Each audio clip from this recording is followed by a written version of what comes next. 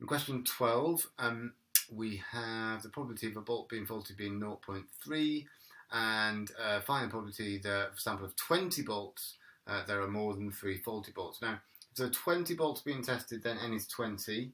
So we've got a binomial distribution with n as 20, and the probability that any bolt is faulty is 0.3. So probability there of success, as it's defined here, is 0.3. Okay, part A, find the probability that more than 3 faulty bolts. So we're looking for more than 3. Okay, so if we're looking at more than 3, well, what is it not allowed to be? Well, it's not allowed to be 3 or 2 or 1, etc. So less than or equal to 3. Okay, there. So that's flipping it around so that we can use the binomial tables. So we go to the binomial tables. Okay, for the n equals 20 table, and along to the 0.3 row, and down to the 0.3 column, that was, it's the 0.3 column, down to the 0.3 row here, where it meets the 0.3 column there, we have this value here, 0.1071. So 0.1071, and 1 minus that is going to be 0.08929. Sorry, that's clearly a mistake. 1 minus 0.1071 is 0.8929.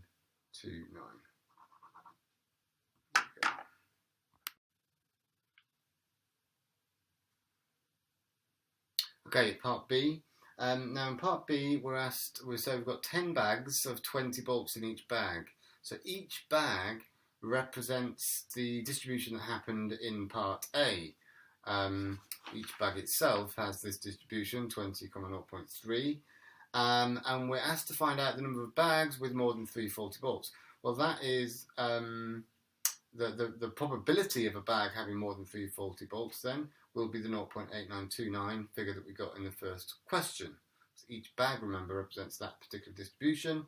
That is the probability, therefore, that a bag contains more than 3 faulty bolts.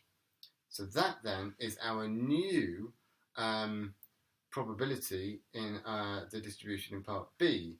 So here we've got 10 bags, and we're asked about the probability that exactly 6 of these bags contain more than 3 faulty bolts. Effectively, we're interested in the number of bags that contain more than 3 faulty bolts.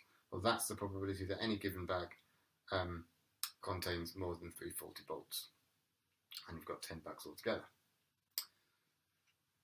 Okay, so the actual probability we're trying to find then is probability that y equals exactly 6. Notice that I'm using y here rather than x, only because I used x in part A, and it's a different distribution, so a different letter nicely clarifies that. Okay.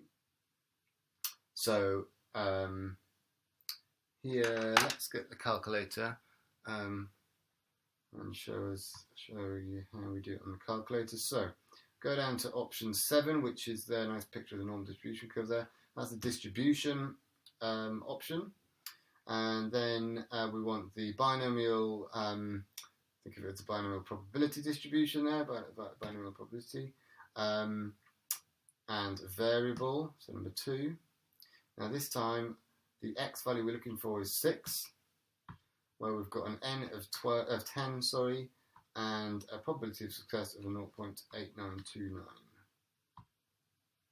Okay, press equals one more time, and it gives you the probability of x equaling 6, which is 0.0140 to 4 decimal places. Okay, so nice, easy way to get the calculator to help there.